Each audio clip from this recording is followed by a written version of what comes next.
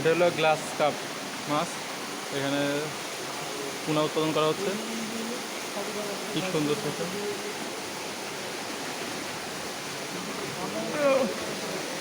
Glass cup মাছ।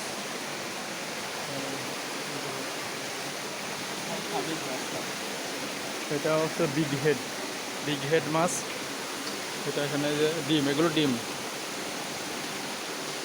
এটা স্রোত সৃষ্টি হচ্ছে স্রোত থেকে।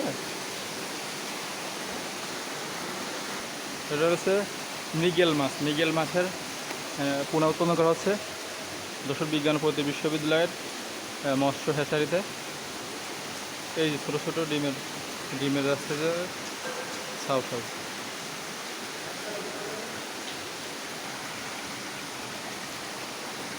এইখানে হচ্ছে অতিরিক্ত পানি বের হয়ে যাচ্ছে।